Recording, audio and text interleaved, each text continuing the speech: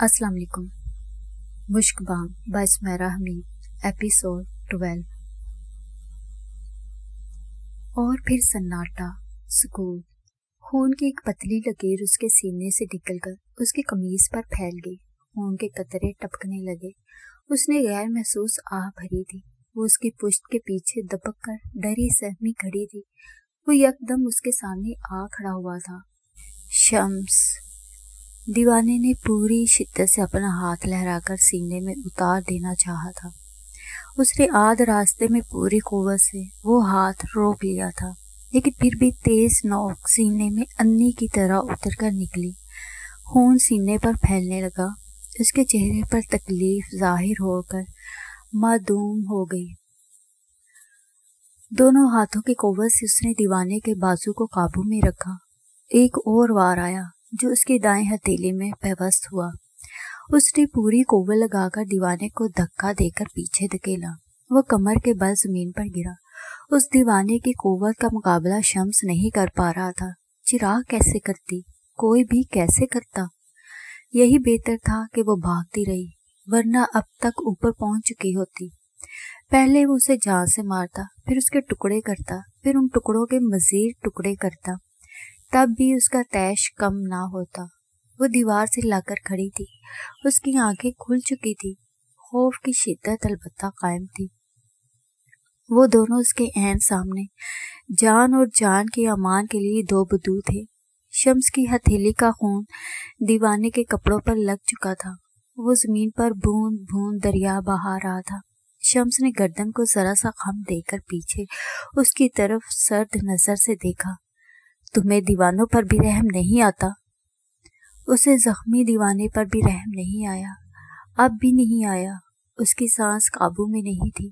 वो हरासा हुई शम्स और अजीबोगरीब आवाजें निकालने वाले दीवाने को देख रही थी। वो रोना चाहती थी, लेकिन चूंकि वो जिंदा बच चुकी थी, इसलिए रोना मुअख्खर कर दिया। उसकी अक्ल लौट आई। तमकनत की वापसी हुई। वो फिर से उठा और गुस्से से उस पर पल पड़ा। शम्स ने उसे बाजुओं के शिकंजे में जकड़ लिया, लेकिन बेकाबू होते, मचलते फिसलते वो मुसलसल चिराग को घूरता रहा। इसे ऐसे मत देखो और दीवाने हो जाओगे। मेरा हाल नहीं देखते? उसने उसके कान में सरगोशी की। उसका हाल नहीं देखते, उसके हाल से नहीं सीखते। जिस घर में वो हंगामा बर्पा करके निकली थी, उसके मुलाजिम उन तक पहुंच चुके थे। लम्हों का तमाशा ओहदों के निशान छोड़ गया था। वो उसे इशारा कर रहे थे कि वो घर के अंदर चली जाए। कफायत हाँपती कांपती भागती हुई आई थी कि सारा मंजर देखकर गली के दरमियान में ही मुजस्सम खड़ी रह गई थी। वो ऐसे नज़ारे की तवक्का नहीं कर रही थी। वो इतनी हैरान हुई कि जहाँ की तहाँ रह गई। ये एक खौफनाक मंजर था कि एक दीवाना 4 आदमियों के काबू में भी नहीं आ रहा था। दूसरा खून आलूद था। तीसरी चुप, दीवार के साथ कमर जोड़कर खड़ी, खौफ से लरज रही थी। गली में दीवाना, दीवानगी, जान की अमान सब मौजूद थे। सीने में दिल, दिल से कतरा कतरा टपकता लहू, सब निशान मौजूद थे। उसने उसके बुनियाद में रखने के लिए अपने दिल से ज्यादा किसी शय को कीमती ना पाया। वो 2 दीवानों के करीब से गुजरी तो उन्हें एक दूसरे से सरगोशियां करते हुए पाया। भाग दौड़ में जूते कहीं गिर चुके थे। वो नंगे पांव थी। खून पैरों पर लगा। जिस तरफ कदम बढ़े उसके खून का निशान जब्त किए। बेमोल कम हैसियत खून था। उसके पैरों के ही लायक था। धूल में मिलकर खत्म हो जाएगा। आज निशान थे, कल वो भी मिट जाएंगे। वो चलती हुई कफायत तक पहुंच गई। आप ठीक हैं? कफायत ने हाथ बढ़ाकर उसके बिखरे हुए बाल समेटे, पल्लू से उसका पसीना साफ किया। अपने जूते उतारे के पहन ले।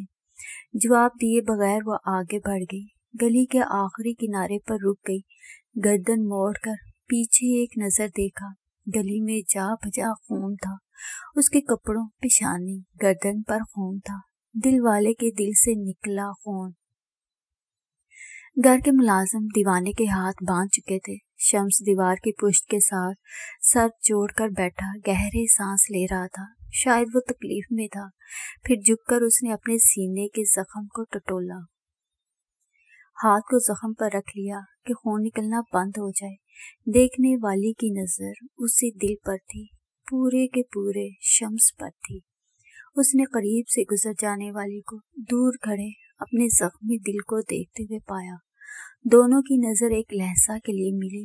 دل سے نکلنے والا خون گرم تھا، لیکن لمحہ سرد تھا، جما دینے والا، پتھر بنا دینے والا، ایسا حکم سنا دینے والا جس کی تعمیل میں جان دینی پڑے۔ تمہیں دیوانے پر بھی رحم نہیں آتا؟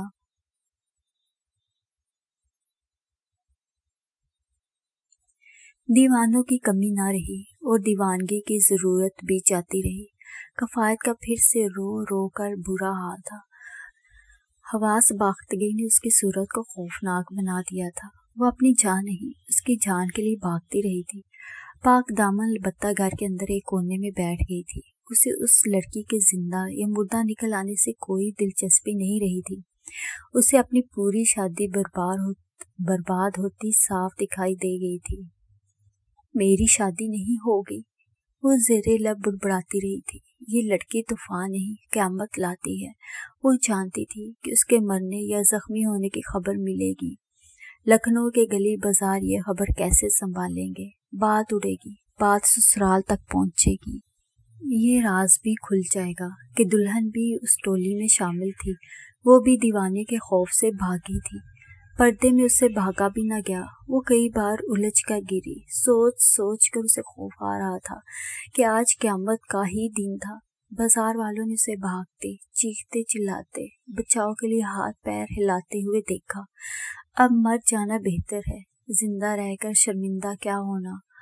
اور ایک نے تو چیخ چیخ کر سارا جہان ہی سر پر اٹھا لیا۔ کوئی ایسے بھی حلق پھاڑ کر چلاتا ہے۔ اس سے بہتر تھا کہ دیوانے کے ہاتھوں قتل ہو جاتی، کم سے کم پردہ تو رہ جاتا۔ پاک دامن نے بڑے دکھ سے گھر کی خواتین کی طرف دیکھا۔ وہ اس کی دل جوئی کر رہی تھی، سارا قصہ معلوم کر رہی تھی۔ انہیں بٹھایا، شربت پلایا۔ ان خواتین کو معلوم ہو جائے کہ اس کی شادی ہونے والی ہے اور وہ بازار گھوم رہی تھی تو وہ اسے ہاتھ پکڑ کر گھر سے چلتا کریں گی کہ کیوں بی بی، تمہاری تربیت میں کمی رہ گئی تھی یا پھر لحاظ مروت میں؟ آنکھ کی شرم کس بازار میں فروخت کی ہے؟ کتنے دام کھڑے کیے ہیں؟ 2 پیسے ہم سے لے لو، کہیں سے ملتی ہے تو تھوڑی حیا خرید لو۔ سلام ہے اس گھر کو جس کی تم بہو بننے جا رہی ہو۔ سب کو سات سلامیاں دلوانے والی حوض کے پانی پر جھکی تھی۔ چھپک چھپک پانی کے چھینٹے منہ پر مار رہی تھی۔ دل تھا کہ حوض کے پیندے میں اتر کر آنکھیں موند کر سو جائے۔ اس کا پورا جسم جل رہا تھا۔ حوض کے آئینے میں اپنی شکل دیکھ کر اسے اندازہ ہوا کہ معاملہ کافی سنگین ہو چکا تھا۔ اس کی آنکھوں میں ابھی تک خوف تھا۔ اس نے جرجری لی، سر اٹھا کر دیکھا تو دائیں بائیں ہر طرف سے گھر کی خواتین کا ہجوم خود کو دیکھتا ہوا پایا۔ بچیاں شاید اس سے ڈر رہی تھی۔ اسے پاگلوں کی طرح بھاگتے ہوئے دیکھ لیا تھا نا۔ کفایت سر پر کھڑی تھی۔ وہ پھرتی سے خشک رومال حاصل کرنے میں کامیاب ہو چکی تھی۔ رومال لے کر اس نے منہ صاف کیا، بکھرے بال سمیٹے، لباس درست کیا۔ ایک اس کی سانس بحال نہیں ہو رہی تھی۔ دل ابھی تک بے ہنگم دھڑک رہا تھا۔ ایک بڑی بھی بڑے غور سے اسے دیکھ رہی تھی۔ دیوانے کے آگے یہ تھی؟ وہ کسی سے پوچھ رہی تھی۔ دیوانہ اس کے پیچھے تھا۔ جواب ملا، پہلے والا یا دوسرے والا؟ 2 دیوانے ہیں؟ کسی نے چیخ مار کر پوچھا۔ یا اللہ، لکھنؤ میں اتنے دیوانے کہاں سے آ گئے؟ باہر گلی میں کیا ہوا؟ کفایت کے علاوہ کسی کو کچھ معلوم نہیں تھا۔ مرد ملازم باہر سے ہی معاملہ نپٹا رہے ہوں گے۔ اس نے اطمینان سے شربت پیا۔ پاک دامن اسے گو رہی تھی، بلکہ کچا چبا جانا چاہتی تھی۔ پھر دوسری بار شربت پیا۔ دیوانے کا خنجر بار بار اس کی نظروں کے سامنے گھوم جاتا اور اس کا سر چکرا جاتا۔ موت کو اتنے قریب سے دیکھنا اور پھر بچ نکلنا آسان نہیں ہوتا۔ یہ اسی جان باز چراغ کی ہمت تھی کہ وہ صاف بچ نکلتی تھی۔ 1 2 یا 3 بار کسی تجربے سے کچھ نہیں سیکھتی تھی اور پھر بہادری سے نئی مصیبت میں کود جاتی تھی۔ میں ذرا حاس باختہ ہو گئی تھی۔ دراصل میں نے اس دیوانے کو شہر کی گلیوں میں دوڑا کر ہلکان کرنے کا فیصلہ کر لیا تھا۔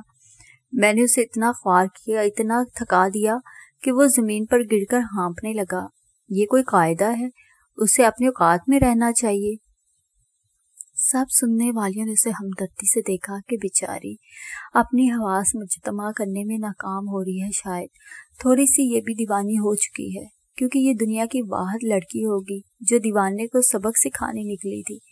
دیوانے نے جیسے اسے بھگایا تھا وہ انہوں نے دیکھ لیا تھا، اس نے سبق نہیں پوری کتاب لڑکی کو ازبر کروا دی تھی۔ سچ چراغ، تمہیں اسے ڈر نہیں لگا؟ پاک دامن نے دانت پر دانت جما کر پوچھا۔ ڈر تو وہ گیا تھا، کیا سارے شہر کو ڈرا کر رکھا ہوا تھا؟ آئندہ ایسی حرکت سے باز رہے گا۔ پاک دامن نے سختی سے ہونٹ بھینچ لیے کہ وہ اسے سخت بات نہ سنا دے۔ وہ یہاں بحث نہیں کرنا چاہتی تھی۔ یہ منحوس لڑکی آج ایک دن کے لیے شہر میں نکلی اور اس نے سارے شہر میں فساد برپا کر دیا۔ جب یہ مستقل طور پر اس شہر میں آ کر آباد ہو جائے گی تو جنگ کروا کر چھوڑے گی۔ ہر روز لکھنؤ میں بے پرکی اڑا کریں گی، ہر محفل میں ان کا ذکر ہوگا، ہر جگہ ان کے نام کے ٹھٹھے اڑیں گے۔ وہ دل ہی دل میں گڑ رہی تھی کہ اگر اس دیوانے کا پتھر اسے لگ جاتا تو اس کی شادی، ہائے نہیں۔ اس نے پوری طرح سے خود سے عہد کیا کہ چراغ اس کی بھابھی بن کر آ جائے گی، تب بھی وہ اس کی کوئی بات نہیں مانے گی۔ یہ چراغ ساری دنیا کی گردن پھنسوا کر خود الگ ہو کر کھڑی ہو جایا کرتی ہے۔ آج کیا کچھ نہیں ہو گیا؟ گھر والیاں پوچھتی رہ گئیں کون ہو، کس خاندان سے ہو۔ وہ دلکش محل کا نام لے دیتی تو پھر اس کا کام ہی تمام ہو جاتا۔ کون نہیں جانتا تھا ان کے گھرانے کو۔ اللہ چراغ کو عقل دے، ورنہ ہم سے ہماری عقلیں چھین کر ہمیں پتھر کا بنا دے۔ وہ جانے کے لیے اٹھ کر کھڑی ہوئی تو سہم کر لڑکھڑا کر گرتے گرتے بچی۔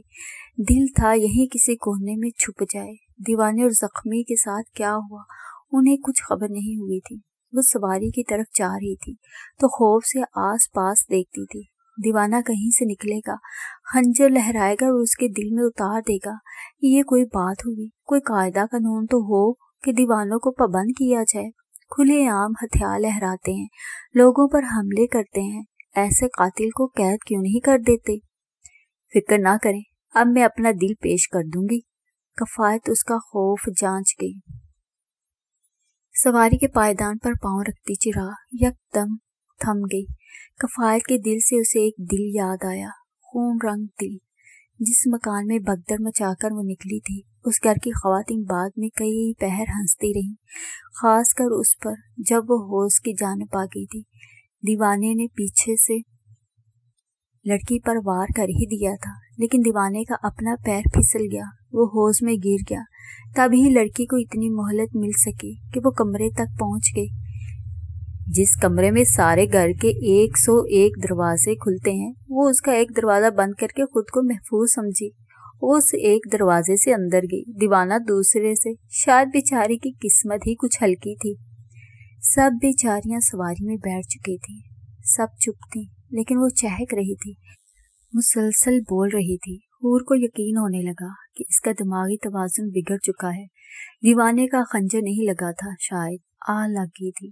عجیب بہکی بہکی باتیں کر رہی تھی، انہیں جھوٹ سچ بتا رہی تھی کہ کیا کیا بہانے بنانے ہیں، کیسے کفایت ہر چیز کا انتظام رکھے گی، آبنوس کو خبردار کرے گی، اور وہ سب پاک دامن کے کمرے میں جا کر ہی دم لیں گی۔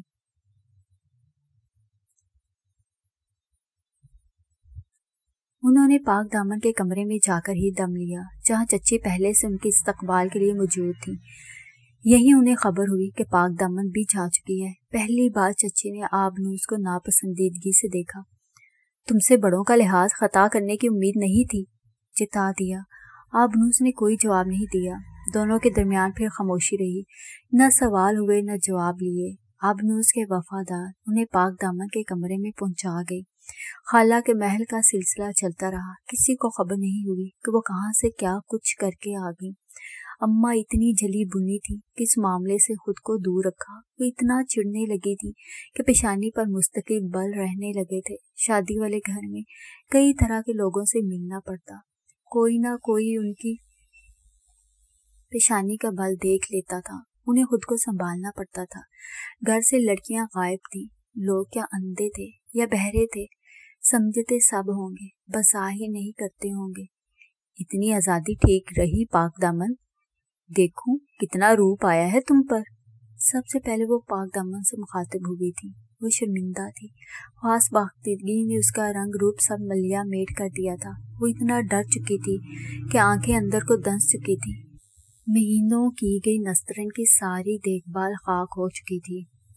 चिराग ने बहुत जिद की थी। चिराग कहेगी कुएं में कूद जाओगी। उसकी आंखें डुबडुबा गई। बेबसी से चच्ची की तरफ देखा, फिर वो यकदम रोने लगी, जैसा कि वो हमेशा करती है। कई बार खुद से अहद कर चुकी हूँ, इसकी कोई बात नहीं मानूंगी, पर मुझे माफ कर दे, मुझे इसकी अजीजदारी से आजादी दिलवा दे। ये डाइन है, चुड़ैल है, ये मेरी सारी खुशियां निगल जाएगी। मेरे ससुराल की खात्मा से मुझसे सलाम करवा दिया। अगर वो मुझे पहचान जाती, क्या मैं इतनी बुरी हूँ कि ये मुझे ऐसी सजाएं दे? ऐसी ही दुश्मन है ये मेरी। ये चाहती क्या है? ये आज तक हमें मालूम नहीं हो सका कि ये क्या चाहती है। उन्होंने चिराग को एक नजर देखना भी गवारा नहीं किया था। शर्म करो, मैं तुम्हारी होने वाली बापी हूँ। वो इत्मीनान से पाक दामन के बिस्तर पर गिरकर दराज हो चुकी थी। वहीं से सर उठाकर कहा, कहाँ का दीवाना, कैसा खंजर। वो सब भूल भाल पहले जैसी हो चुकी थी। तुम इस घर की होने वाली बर्बादी हो, जिसके आगे कोई तरकीब कारगर ना हो। तुम वो फसादी हो, सारी अकल रखते हुए तुम जानबूझकर ऐसी हरकतें करती हो। तुम दूसरों को खुश नहीं देख सकती। तुम चाहती हो सारी दुनिया बस तुम्हारे गिर्द जमा रहे। मुझ पर इल्जामात लगाना बंद करो, संजीदगी से धार कर कहा। तुम भी तमाम करो, सब बहुत हुआ। वो ऐसे बच्चों की तरह रो रही थी, आंखें रगड़ रही थी कि चच्ची ने बेजारी से सबकी तरफ देखा। कैसी दुल्हन, कहाँ की दुल्हन। उनके आने के बाद वो कई बार रो चुकी थी। अच्छा तोहफा दे रही थी सब उसे। चिराग कूदकर बिस्तर से नीचे आई। अजीब लड़की है, इसके लिए अपनी जान खतरे में डाली, उल्टा मुझे ही बातें सुना रही है। शादी के बाद कहाँ नसीब होंगी उसे ये आजादी। पान खिलाया, फूल दिलवाए, तब तो ये गुनगुना रही थी, अब रो रही है। वो आबनू से मुखातिब थी। चच्ची की नजर उसके दामन पर गई।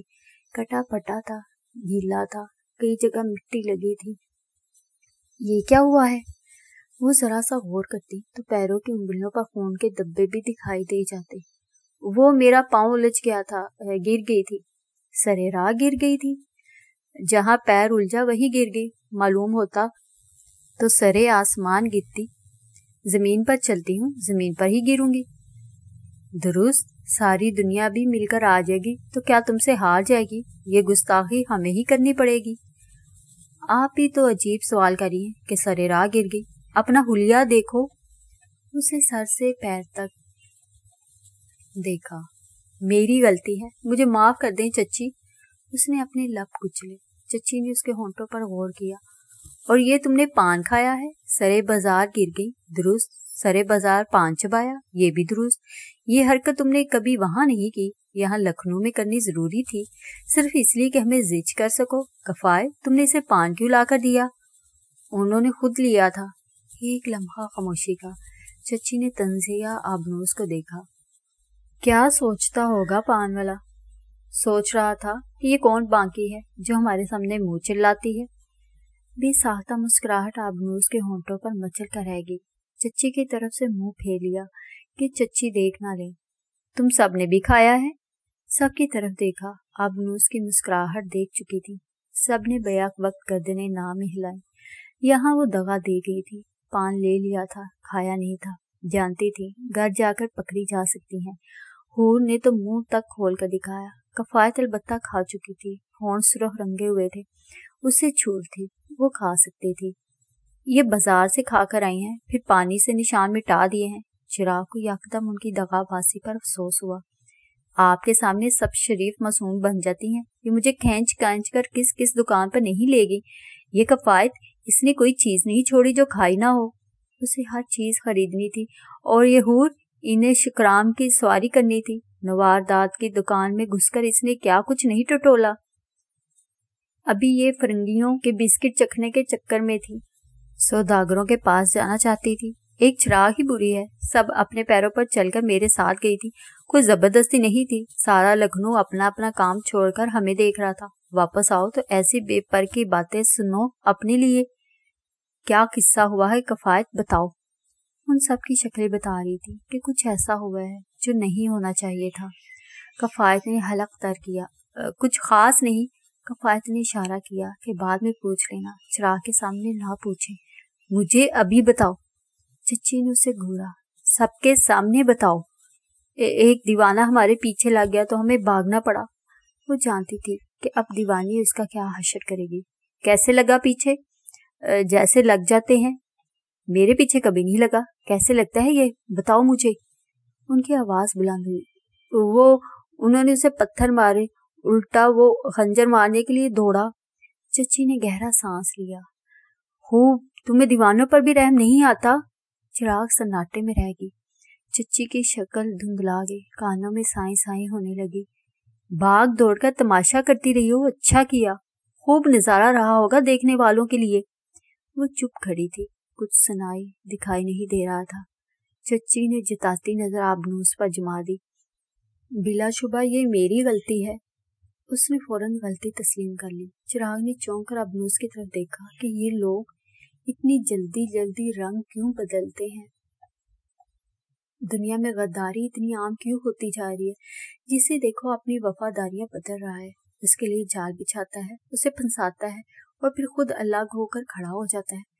तुमने जाने की जिद की, मैंने पूरी कर दी। तुम्हें मेरी नाक का भी ख्याल रखना चाहिए था। ये कहते हुए आबनूस पहचानी नहीं जा रही थी। चिराग इस्तहज़ाया हंसकर रह गई। अच्छा हुआ ये सबक भी मिल गया कि कोई किसी भी वक्त पीठ फेर सकता है। किसी पर तकिया ना रखना। तुमसे तमीज के दायरे का कहा था, तुम कूद फांद करती रही। वो मुसलसल बोल रही थी। किसी ने ठीक कहा कि वो चिराग जैसी थी, साफ मुकर गई। उसने ऐसा कुछ नहीं कहा था, बल्कि कहा था जो जी में आए करना। जिंदगी के 4 दिन हैं, 2 हंगामों की नजर हो भी जाए तो बाकी के 2 शराफत के लिए काफी रहेंगे। हम जिंदा सलामत वापस आए हैं, क्या ये काफी नहीं? उसने कड़ी खफगी से अबनूस की तरफ देखकर मुंह ही फेर लिया। सलामती सिर्फ जिस्म जान की होती है, इज्जत की सलामती कोई मानी नहीं रखती। उसने कड़े तेवरों से लाजवाब कर दिया। चिराग ने जी जान जला देने वाले अंदाज से शाने झुकाए। वही इज्जत के ढोल ताशे, वही दिलो जान के सौदे, वही के दिल का कोई मोल नहीं, वही कि ये जान अजीज है पर तुमसे ज्यादा नहीं।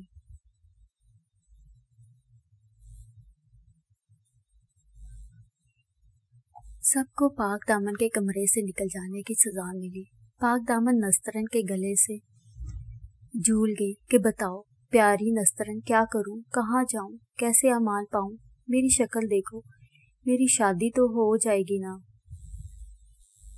मुझे कुछ होगा तो नहीं, दीवाने की नजर लगी है, बददुआ तो नहीं लगेगी। एक पत्थर मेरा दामन छू गया था, अपना दामन कैसे पा करूं। मैं क्यों ऐसे चिराग के जाल में आ जाती हूँ। प्यारी नस्तरन, तुम मुझे कितना समझाती हो, मेरा कितना ख्याल रखती हो। नस्तरन को अपना राजदार बना लिया, उसे सब बता दिया। वो सर पर हाथ रखकर बैठती चली गई कि जैसे अभी जान दे देगी। वो उसे कमरे से नहीं निकलने देती थी। वो महल से निकल गई, बाजार में भागती दौड़ती रही। वो उसे हवा नहीं लगने देती थी। वो हवाओं में फड़फड़ाती रही। या अल्लाह, ये लाहौर से कौन आ गया। ये लड़की चिराग अपनी शादी पर क्या करेगी। किसी रस्म रिवाज की परवाह नहीं इसे, किसी छोटे बड़े का लिहाज नहीं। वो भागी अपने टोटके करने, बल्कि अब वो कई दिन जादू ही करेगी कि बाहर की हवा उस पर से अपना सारा असर छोड़ दे। छोटा सा गार बनाएगी, उसमें पाक दामन को कैद कर देगी। उससे भी काम नहीं बना तो लकड़ी के संदूक में उसे बंद करके दरिया की तह में उतार देगी। निकाह वाले दिन निकालेगी।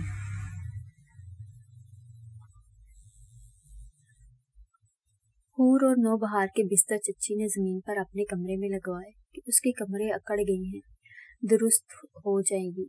चिराग को अलबत्ता उसके हाल पर छोड़ दिया गया। अम्मा को कुछ बता दिया, कुछ छुपा लिया। रात के इशाए यानी हद नजर तक लगे दस्तरखान से वो गायब थी।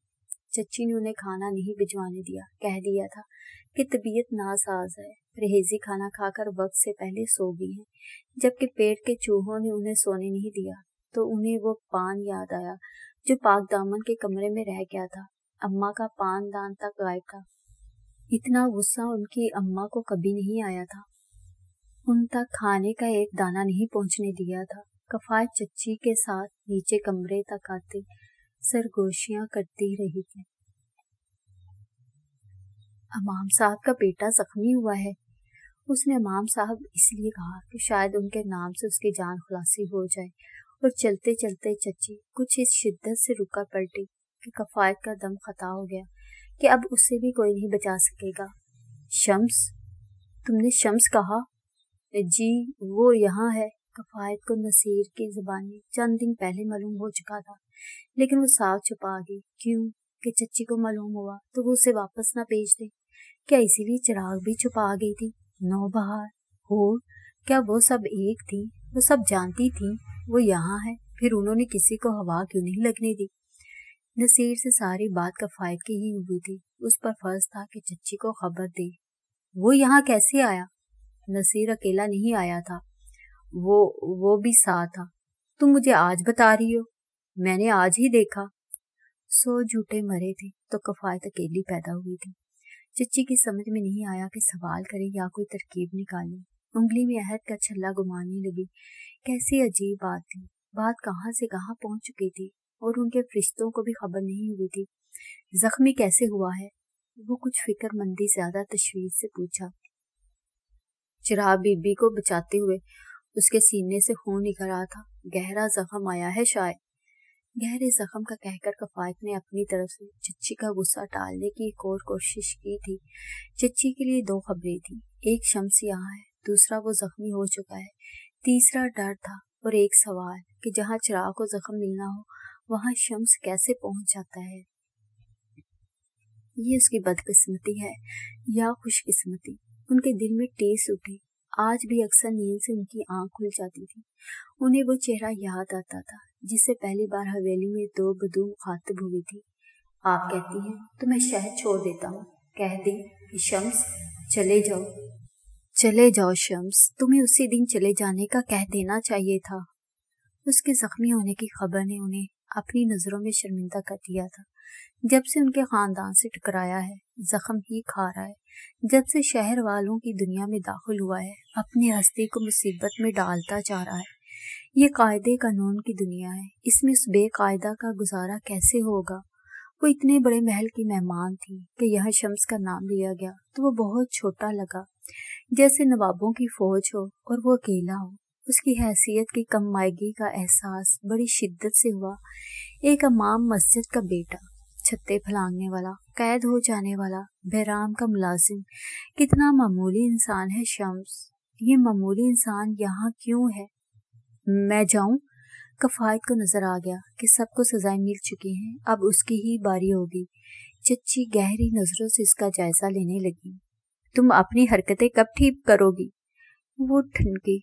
मैंने क्या किया है? मैं तो तुम चिराग के साथ हर शरारत में शरीक रहती हो, फिर तुम मासूम बन जाती हो। तुमने कमी रहने दी होगी कोई?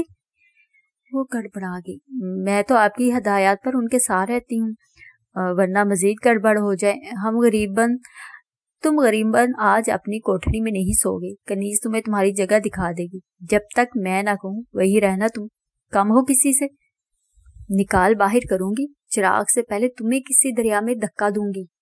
वो चच्ची की शक्ल देखती रहेगी। आंखें नम हो गई। कमजोर चाल चलती हुई अपनी कोठरी में आई। रात का मलमल का कुर्ता ला किया। उस कुर्ते की अयाशी उसे ही मुयस्सर थी। चादर तकिया उठाकर जाने लगी। रुक गई। सामान में से आईना निकाला, अपनी नम आंखें देखी। रोते हुए मुनासिब लगती हूँ या नहीं जांचा। हाँ, अच्छी ही लग रही थी। आंसू गाल पर फिसल गए, तब भी वो अच्छी ही लग रही थी। अलबत्ता 2 तिल गीले होकर फैल गए तो शक्ल पर फोतगी दार आई। हथेली से रगड़ दिए। कनीज की बताई कोठरी में आ गई। वहां पहले से मौजूद खादमा उसकी शक्ल देखने लगी कि कहाँ हवेली वालों की खास मुंह चढ़ी कफायत कि आबनूस बीबी तक उसकी नाज बर्दारी करती रही थी। कहाँ इसकी ये छोटी सी कोठरी जहाँ मुश्किल से 2 बिस्तर लग सकते थे। कफायत ने गहरा सांस भरकर कोठरी का जायजा लिया। इतनी घुटी हुई अंधेरी जगह। उसने बिस्तर पर अपनी चादर पटकी, आईने को तकिए के नीचे रखा। उसे रिहाइश के लिए खास कोठरी दी गई थी जो चच्ची के गुस्से की नजर हुई। तुम और यहाँ सोगी? क्यों मजाक करती हो? मुझसे मार न खा लेना, चुप करके सो जाओ। मेरे जख्मों पर नमक न छिड़को। अल्लाह बख्शे माँ कहा करती थी, करे कोई भरे कोई। खादम तो गर्दनें कटवाने के लिए ही पैदा होते हैं।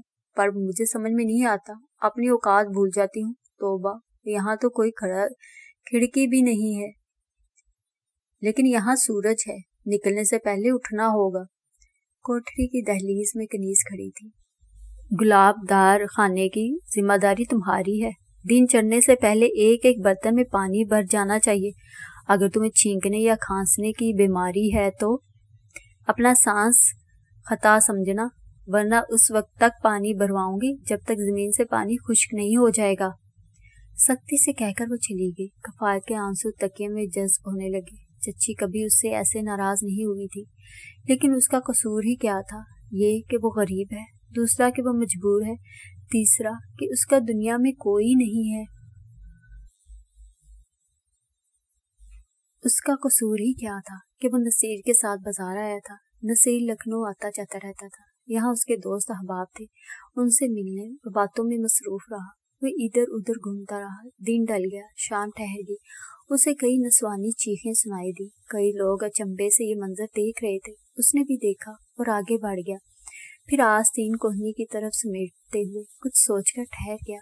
गर्दन घुमाकर वापस उस तरफ देखा। वो हास बाख्ता थी, हरासा थी, हाथ पैर झटकते हुए बेहंगम भागने की कोशिश कर रही थी।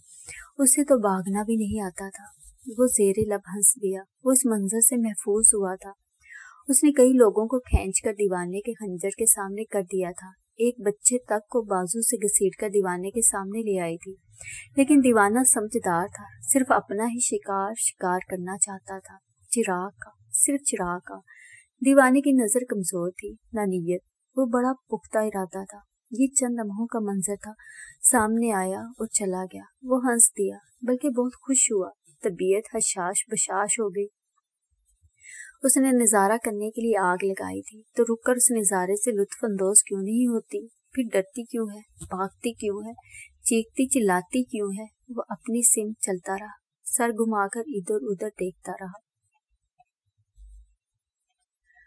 उसे शरबत पीने की तमन्ना हुई, पान की चाह जागी। फिर उसे वापस नसीर को जा लेना था। वहां से उन्हें एक मशहूर किस्सा गो के पास जाना था। रात उसके यहाँ किस्सा गोई का एहतमाम था। किस्सा सुनना था, रात गए वापस आना था और सो जाना था। वो चलता रहा। फिर वो तेज चलने लगा, फिर वो भागने लगा, फिर वो ज्यादा तेज भागने लगा। उस सिमत जिस सिमत आग लगाने वाली बागी थी। दरअसल वो अपनी आंखों से देखना चाहता था कि उसके साथ क्या गुजरी। वो मर गई, मार दी गई या बचा ली गई, लेकिन वो तो जाग रही थी, कमरे में अकेली थी। ये वही कमरा था जो उसे दिया गया था, लेकिन वो हमेशा पाक दामन के साथ रही थी। यहाँ वो आज पहली बार सो रही थी। रोशनियां गुल नहीं की थी। छत में छत गिरी रहती, जिसकी खुशनुमा झालर चारों तरफ लटकती रहती। वो उन्हें देख रही थी। मखमली झालर थे, खूबसूरत नक्श थे, हर शय खूबसूरत थी। बदसूरती थी तो शायद उसके दिल में सारी स्याही वही थी। ये एक वसी और इस कमरा है, खूबसूरत। खाला ने खास उसके लिए तैयार करवाया था। उसकी खिड़कियां भी बाग के सिमत खुलती थी। पहले वो खिड़की की दहलीज पर बैठी रही थी। नीचे चहल पहल थी, काम समेटे जा रहे थे। रातें जो जागती हैं वो जाग रही थी। महल की हलचल कभी खत्म नहीं होती थी। वो जहाँ नजर दौड़ाती थी हर शय को मुकम्मल पाती थी। लखनऊ में और लाहौर में किस चीज की कमी थी? उसकी जिंदगी में ही क्या कमी थी? मोहरियां अपने काम समेटकर बाग के कोने में हंसी मजाक कर रही थी। आवाजें उसके कानों तक आ रही थी। कुछ राजो न्याज भी होते होंगे। उनके दिल किसी नाम पर धड़कते होंगे। हवा खुनक थी। हर इंसान बेफिक्रा लग रहा था। वो भी बेफिक्री ही थी। फिर उसने खुद को एकदम सन्नाटे में पाया। थका हुआ वो बिस्तर पर आकर दराज हो गई। छत के नक्श देखती रही। आंखें बोझल होने लगी। कमरा रोशन रहा। सोई जागी कैफियत में एक तेज तार नोक को अपनी तरफ बढ़ते हुए देखा था। बेचैन होकर उठ बैठी। सोचा पाक दामन के पास चले जाना चाहिए। उठी और रात की उस पहर चलती हुई फरहाद के कमरे की तरफ आ गई। नीचे से एक बच्चे के रोने की आवाज आ रही थी। माँ टहल टहल कर लोरी सुना रही थी। फरहाद के कमरे का दरवाजा आहिस्ता से धकेल कर वो चुपके से अंदर आ गई, जैसे कुछ चुराने आई हो। वो संदूकची देखी जिसमें उसके नाम के कई खत रखे थे। एक को खोल लिया, खड़े खड़े पन्ने लगी। उस नजरे दीवानी का कसूर है या दिल की दीवानगी का? लंबे खत में कहीं दरमियान में नजर पड़ी। उसने फिर से खत को मुट्ठी में बींच लिया। कलम दवा जो वो गिरा गई थी समेट कर रख दी गई थी। गालीचा साफ कर दिया गया था। उसने कलम उठाया, कागज लिया और उसी की लिखने पढ़ने की मेज पर बैठकर खत लिखने लगी। पहले फरहाद लिखा, उसे कुछ देर घूरा और फिर स्याही से मसल दिया। आदाब फरहाद लिखा, उसके साथ भी यही किया। मेरे फरहाद लिखने की कोशिश भी की, लिख दिया। उस पर भी स्याह कलम से लकीरें खींच दी। उससे इतना झूठ नहीं बोला गया। सुनो फरहाद, सुनो कि मैं अपने नाम लिखे सारे खत पढ़ना चाहती हूँ, लेकिन ये खत तुमने ऐसे क्यों लिखे हैं कि जिन पर नजर पड़ते ही मुझे उनसे डर लगने लगता है। ये डराने वाले खत क्यों हैं? क्या इसलिए कि इनमें तुमने अपना दिल रखा है? दिल, मुझे समझाओ, ये दिल क्या होता है? ये इतना डरा क्यों देता है? मुझे बताओ कि सब मुझसे मोहब्बत करते हैं, क्यों करते हैं, और मैं किसी से क्यों नहीं करती? मुझे कोई इतना अच्छा क्यों नहीं लगता कि मैं वो रुक गई, कलम रोक दिया। उसकी नजर अपने पैरों पर पड़ी। दाएं पैर के एक उंगली के किनारे पर सुर्खी थी। वहां कतरा कतरा टपके खून में से एक दब्बा मिटने से रह गया था। निशस्त पर बैठे बैठे वो पैर की तरफ झुक गई। फरहाद को खत लिखते लिखते वो दिल से निकले उस खून की तरफ झुक गए। ये साफ बेईमानी थी।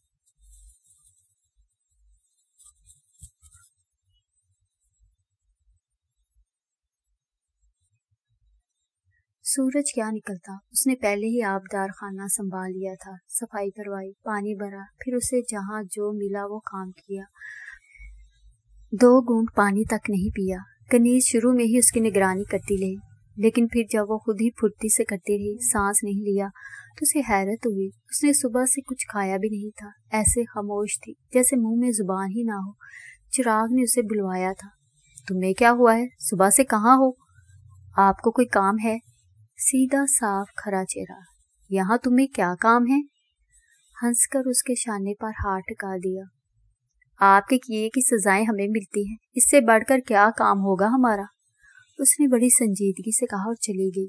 चच्ची तक खबर पहुंची। कनीज को दी हदायत वापस ली। कनीज ने भी उसे कह दिया कि अब कोई काम करने की जरूरत नहीं है, लेकिन वो करती रही। कोई उसे रोक नहीं सका। काम खत्म हुए तो वह किसी कोने में छुपकर बैठ गई और कफायत को ढूंढती रही। बहार ने कोशिश की, लेकिन वो किसी को नहीं मिली। वो चच्ची को भी नहीं मिली। चेहरे से सारे तिल गायब थे। बाल बिखरे थे, होंठ सूख चुके थे। वो किसी को क्यों मिलती? वो तय खाने की सीढ़ियों के नीचे खामोश बैठी थी। चिराग खामोशी से आई और आकर खड़ी हो गई। बाहर आओ कफायत।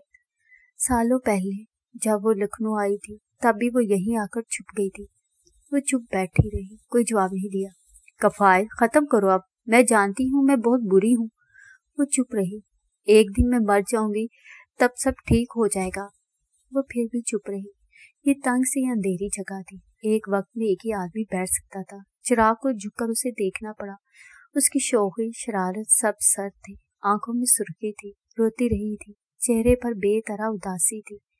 मैंने कहा था मेरी सहेली बन जा, पर तुम मानती ही नहीं। आपकी सहेली बनने के लिए पहले आप जितनी हैसियत चाहिए होगी। उसने चीख कर कहा। ये तो दिल के कमाल पर है कफायत कि वो हैसियत की बराबरी की जरूरत करता है या मोहब्बत की। कफायत उसे देखकर रह गई। उसने ऐसी बातें कहाँ से सीख ली?